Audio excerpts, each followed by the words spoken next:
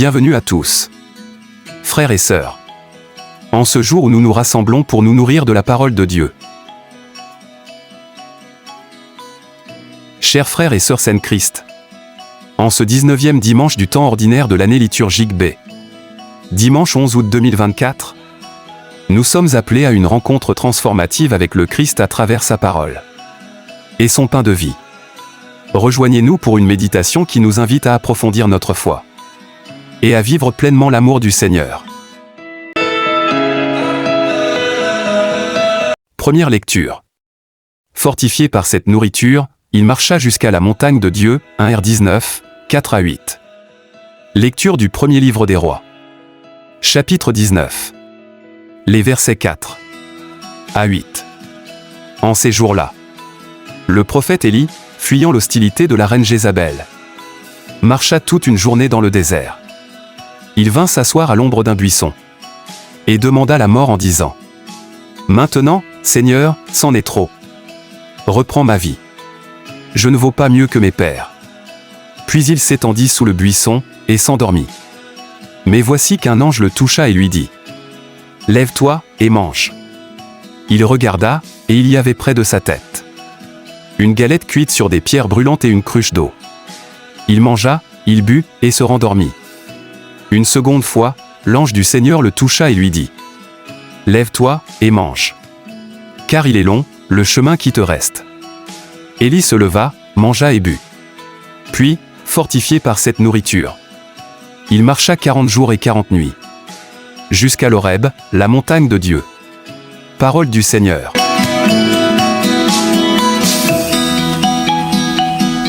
Psaume. Goûtez et voyez. Comme est bon le Seigneur. Je bénirai le Seigneur en tout temps. Sa louange sans cesse à mes lèvres. Je me glorifierai dans le Seigneur. Que les pauvres m'entendent et soient en fête. Magnifiez avec moi le Seigneur. Exaltons tous ensemble son nom. Je cherche le Seigneur, il me répond. De toutes mes frayeurs, il me délivre. Qui regarde vers lui resplendira. Sans ombre ni trouble au visage. Un pauvre crie, le Seigneur entend. Il le sauve de toutes ses angoisses. L'ange du Seigneur campe alentour. Pour libérer ceux qui le craignent. Goûtez et voyez, le Seigneur est bon. Heureux qui trouve en lui son refuge.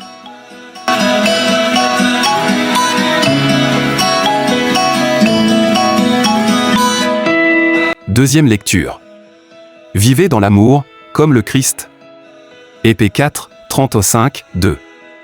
Lecture de la lettre de Saint Paul apôtre aux Éphésiens. Chapitre 4, du verset 30 au chapitre 5, verset 2. Frères, n'attristez pas le Saint-Esprit de Dieu, qui vous a marqué de son sceau, en vue du jour de votre délivrance. Amertume, irritation, colère, éclat de voix ou insulte. Tout cela doit être éliminé de votre vie, ainsi que toute espèce de méchanceté. Soyez entre vous pleins de générosité et de tendresse. Pardonnez-vous les uns aux autres, comme Dieu vous a pardonné dans le Christ. Oui, cherchez à imiter Dieu, puisque vous êtes ses enfants bien-aimés.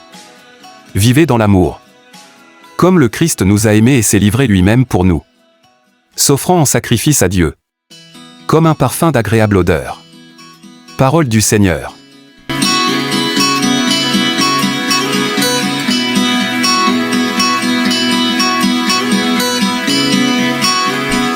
Moi, je suis le pain vivant, qui est descendu du ciel. Évangile de Jésus-Christ selon saint Jean. Jean chapitre 6. Les versets 41 à 51. En ce temps-là, les Juifs récriminaient contre Jésus, parce qu'il avait déclaré : Moi, je suis le pain qui est descendu du ciel. Ils disaient : Celui-là n'est-il pas Jésus, fils de Joseph ? Nous connaissons bien son père et sa mère. Alors comment peut-il dire maintenant : Je suis descendu du ciel ? Jésus reprit la parole. Ne récriminez pas entre vous. Personne ne peut venir à moi, si le Père qui m'a envoyé ne l'attire, et moi, je le ressusciterai au dernier jour. Il est écrit dans les prophètes : Ils seront tous instruits par Dieu lui-même. Quiconque a entendu le Père et reçu son enseignement. Viens à moi. Certes, personne n'a jamais vu le Père. Sinon celui qui vient de Dieu. Celui-là seul a vu le Père. Amen, amen, je vous le dis. Il a la vie éternelle, celui qui croit. Moi, je suis le pain de la vie. Au désert, vos pères ont mangé la manne. Et ils sont morts. Mais le pain qui descend du ciel est tel que celui qui en mange ne mourra pas. Moi, je suis le pain vivant, qui est descendu du ciel.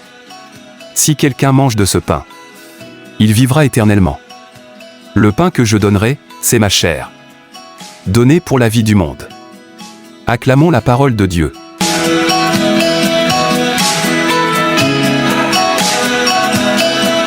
Le pain vivant. Un appel à la conversion profonde. En ce dimanche, la parole de Dieu nous convie à une rencontre personnelle et profonde avec le Christ.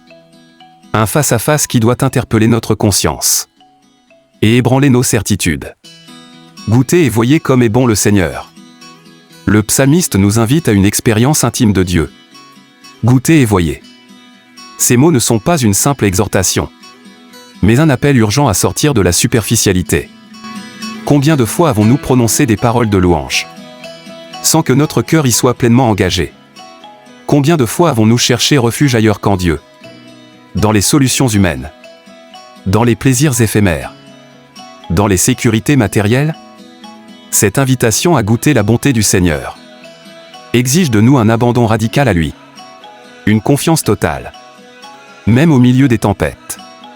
Cela demande que nous ouvrions les yeux de notre âme pour voir les traces de sa présence dans chaque moment de notre vie.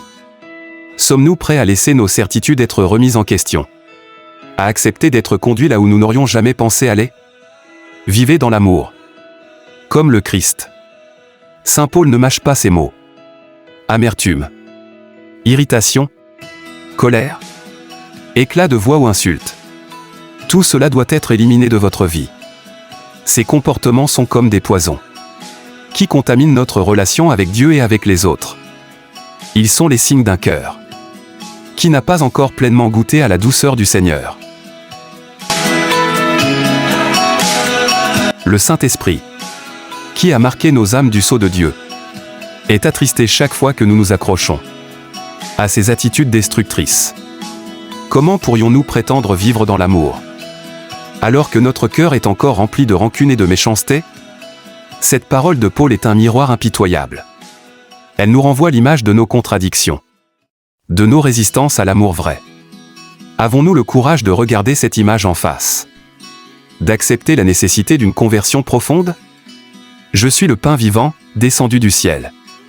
Jésus se présente comme le pain vivant, qui donne la vie éternelle. Mais ce pain, qu'est-ce que cela signifie pour nous concrètement? C'est une invitation à nous nourrir du Christ. Non pas seulement dans l'Eucharistie, mais dans chaque aspect de notre vie. Sommes-nous prêts à vivre pleinement de ce pain? À laisser le Christ transformer notre être tout entier, nos pensées, nos actions, nos relations?